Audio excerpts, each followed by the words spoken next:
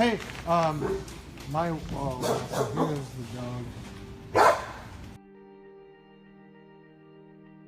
dog. She was mauled by one or several other dogs. As I was watching the live Facebook video, I froze and was completely just locked in on that video.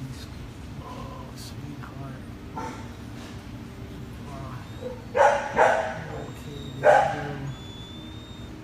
There was something about her that I felt connected with.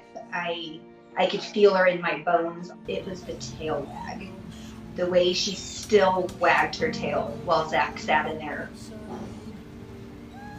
So, what we need to do is figure out a plan, and I think I could take her with me. I could see this innocence and purity around her, but there was hope. There was a desire to live life at full force. So, I'm gonna just pick her up. I sat and I watched as they carried her out of the shelter. Such a good girl. Such a tough girl.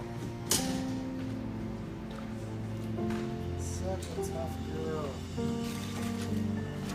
And then I watched again when they brought her into the vet for the first time. I did name her, guys. Her name is Maple.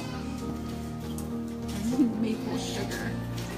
Zach didn't have a foster, he didn't have funds. It was just a spur of the moment, this dog needs us and we're gonna figure it out as we go. The video wasn't over and I turned to my husband and I said, we're getting a new foster. She's just a puppy, man. She's got her whole life ahead of her, so. It was game on from that moment. I got that call, she's ready, and drove down to Bakersfield. We just kind of looked at each other and said, it's me and you, Maple Girl. She didn't have a moment's hesitation. She walked right up to me. She trusted me. Her and I loaded up every other day and we drove an hour each way to see the staff and vet techs. The vet techs cut out little hearts out of the bandaging material and put the little hearts on top of her bandaging. And everyone in the vet's office went from, oh, poor baby, to, oh my gosh, look at you. The difference when she came out that day, her head was tall instead of down low. You know, the truth was she was bandaged. She couldn't feel them all that much. It was purely the energy response. The neighbors would see her and, oh my gosh, hi Mabel. My kids stuck the butterfly headband on her. She looked great and the butterfly was born.